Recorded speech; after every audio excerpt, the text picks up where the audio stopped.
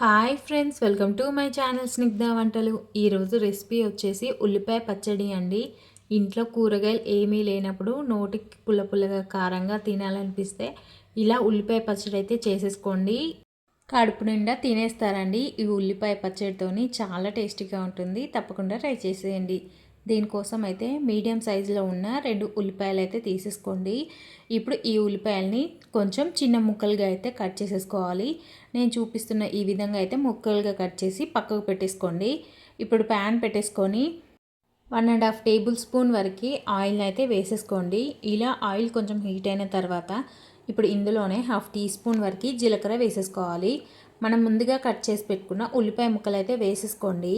ఇలా ఉల్లిపాయ ముక్కలు వేసేసుకున్న తర్వాత ఒక 2 నిమిషాల పాటు మనం ఈ ఉల్లిపాయ ముక్కలను అయితే ఫ్రై చేసేసుకోండి. ఇలా ఉల్లిపాయ ముక్కలు 2 నిమిషాలు ఫ్రై చేసేసుకున్న తర్వాత ఇప్పుడు ఇందులోనే ఒక 10 వరకు వెల్లుల్లి, అలాగే 10 వరకు అయితే ఎండుమిర్చిని అయితే వేసుకుంటున్నాను. ఇలా ఎండుమిర్చి వేసేసుకున్న తర్వాత ఒక 2-3 నిమిషాలు అయితే ఫ్రై చేసేసుకోండి. మనం వేసుకున్న మిర్చి లైట్గా ఫ్రై అయితే సరిపోతుందండి. మీరు ఎండుమిర్చి ప్లేస్లో పచ్చిమిర్చి, కారం ఏదైనా వాడుకోవచ్చు. కానీ ఎండుమిర్చి వేస్తే చట్నీ అనేది చాలా టేస్టీగా ఉంటుంది. ఇలా ఎండుమిర్చి కాసేపు ఫ్రై అయిన తర్వాత చిన్న నిమ్మకాయ సైజ్ అంతా చింతపండుని అయితే వేసేసుకోండి. ఇలా చింతపండు వేసేసుకున్న తర్వాత చిటికెడంత పసుపును కూడా వేసేసుకొని మొత్తం ఒకసారి కలిపేసుకోండి. మనకి ఉల్లిపాయ ముక్కలు అనేది మరీ ఫ్రై అవన అవసరం లేదండి. జస్ట్ ఇవి 2-3 నిమిషాలు కొంచెం మగ్గించుకుంటే సరిపోతుంది. చూడండి, మనకి 2-3 నిమిషాలకి ఉల్లిపాయ ముక్కలు అయితే చక్కగా మగ్గిపోయాయి కదా. కంప్లీట్గా కూల్ అయిన తర్వాత మెత్తగా అయితే గ్రైండ్ చేసేసుకోండి. చూడండి, ఇలా గ్రైండ్ చేసేసి పక్కకు పెట్టేసుకోండి. ఇప్పుడు ప్యాన్ పెట్టేసుకొని 1 టేబుల్ స్పూన్ వరకు ఆయిల్ని అయితే వేసేసుకోవాలి. ఇలా ఆయిల్ హీట్ అయిన తర్వాత 1/4 టీ స్పూన్ వరకు జీలకర్ర, అలాగే 1 టేబుల్ స్పూన్ వరకు మినప్పప్పు, 1 టేబుల్ స్పూన్ వరకు శనగపప్పు వేసేసుకోండి. ఇలా వేసేసుకొని మొత్తం ఒకసారి ఫ్రై చేసేసుకోవాలి. ఇప్పుడు ఇందులోనే 2 ఎండుమిర్చిని తుంచి అయితే వేసేసుకోండి. ఒక రెబ్బపాటు కరివేపాకును కూడా వేసేసుకొని మంచిగా ఫ్రై చేసేసుకోవాలి. మనం ముందుగా గ్రైండ్ చేసి పెట్టుకున్న ఉల్లిగడ్డ పేస్ట్ని అయితే వేసేసుకోండి. ఇలా వేసేసుకొని మొత్తం ఒకసారి కలిపేసుకోవాలి. ఒక 2-3 నిమిషాల పాటు లో ఫ్లేమ్లో కుక్ చేసేసుకోండి. మనకి పచ్చడి అనేది పచ్చివాసన లేకుండా చాలా టేస్టీగా ఉంటుంది. ఒక 2-3 నిమిషాలు కుక్ చేసుకుంటే సరిపోతుందండి. మనకి 2-3 నిమిషాలకి పచ్చళ్ళలో నుంచి ఆయిల్ అంతా బయటకు వచ్చేస్తుంది. అంతసేపు కుక్ చేసుకుంటే సరిపోతుంది. 3 నిమిషాల కల్లా మనకి చూడండి, పచ్చడి నుండి ఆయిల్ అయితే ఇలా బయటకు వచ్చేస్తుంది కదా. మనకి పచ్చడి అయితే రెడీ అయిపోయింది. టేస్ట్ అయితే చాలా బాగుంటుందండి. మీరు చపాతీ, దోశ, అన్నంలోకి దేంట్లోకైనా మనకి ఈ పచ్చడి అనేది చాలా టేస్టీగా ఉంటుంది. వేడి వేడి అన్నంలోకి అయితే ఈ పచ్చడి తింటుంటే ఇక వేరే ఏ కర్రీ అవసరమే లేదు. అంత టేస్టీగా ఉంటుందండి. తప్పకుండా ట్రై చేసేయండి. సన్నగా కట్ చేసి పెట్టుకున్న ఉల్లిపాయ ముక్కలను అయితే వేసేసుకోండి. మనం అన్నం తింటుంటే మనకి పంటికి తగులుకుంటూ చాలా టేస్టీగా ఉంటుంది. ఇలా ఉల్లిపాయ ముక్కలు వేసేసుకొని మొత్తం ఒకసారి కలిపేసుకోండి. చట్నీ అయితే రెడీ అయిపోయింది. ఈ వీడియో నచ్చితే లైక్ చేయండి, షేర్ చేయండి, అలాగే నా ఛానల్ని సబ్స్క్రైబ్ చేయండి. Thank you for watching Snigdha వంటలు. Hi friends, welcome to my channel Snigdha వంటలు. ఈరోజు రెసిపీ వచ్చేసి గోంగూర పచ్చడి అండి. ఇలా ఒక్కసారి చేసుకున్నారంటే వేడి వేడి అన్నంలోకి చాలా టేస్టీగా ఉంటుంది. ఎంత అన్నమైనా సరే అండి, ఈ ఒక్క చట్నీతోనే తింటారు. అంత బాగుంటుందండి ఈ గోంగూర పచ్చడి మాత్రం. దీనికోసం అయితే నేను చిన్నవి ఒక 3 కట్టల వరకు గోంగూర తీసుకున్నానండి. ఇది బాగా వాష్ చేసి పక్కకు పెట్టేసుకోండి. ఇప్పుడు ప్యాన్ పెట్టేసుకొని 1.5 టేబుల్ స్పూన్ వరకు ఆయిల్ని అయితే వేసేసుకోవాలి. ఇలా ఆయిల్ కొంచెం హీట్ అయిన తర్వాత 1/2 టీ స్పూన్ వరకు జీలకర్ర, అలాగే 1 టీ స్పూన్ వరకు ధనియాలు వేసేసుకోవాలి. ఇప్పుడు ఇందులోనే 2 టేబుల్ స్పూన్ల వరకు పల్లీలను వేసేసుకోండి. ఇలా పల్లీలు వేసేసుకున్న తర్వాత కొంచెం దూరగా అయితే ఈ పల్లీలను వేయించేసుకోండి. ఈ చట్నీలోకి నేను పచ్చికారం అయితే వాడుతున్నానండి. 12 వరకు పచ్చిమిర్చి తీసుకున్నాను.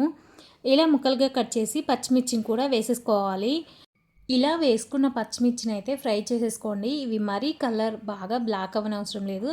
జస్ట్ పచ్చిమిర్చి అనేది వైటిష్ కలర్లో కుక్ అయితే సరిపోతుందండి. నేను చూపిస్తాను. మనకి పచ్చిమిర్చి అనేది బాగా వేగనవసరం లేదు. ఇలా లైట్గా చూడండి, ఇలా పచ్చిమిర్చి అనేది ఇలా లైట్గా ఫ్రై అవుతే సరిపోతుంది. ఇప్పుడు ఇలా పచ్చిమిర్చి ఫ్రై చేసేసుకున్నాం కదా, ఇదైతే మిక్సర్ జార్లోకి వేసేసుకోండి. ఇదైతే కంప్లీట్గా కూల్ అవ్వనివ్వండి, ఈ మనం వేసుకున్న పచ్చిమిర్చి అనేది. ఇప్పుడు ఇదే ప్యాన్లోకి మనం ముందుగా కడిగి పెట్టుకున్న గోంగూరని అయితే వేసేసుకోవాలి. ఆయిల్ ఏమీ వేయట్లేదండి, అదే ప్యాన్లోకి డైరెక్ట్గా గోంగూర అయితే వేసేసుకుంటున్నాను. ఇలా 3 కట్టల వరకు అయితే గోంగూర వేసేసుకున్నానండి. ఇప్పుడు మీడియం సైజులో ఉన్న 2 టొమాటోలు తీసేసుకొని ఇలా సన్న ముక్కలుగా కట్ చేసేసుకోండి. ఇప్పుడు టొమాటో కూడా వేసేసుకొని మొత్తం ఒకసారి అయితే కలిపేసుకోవాలి.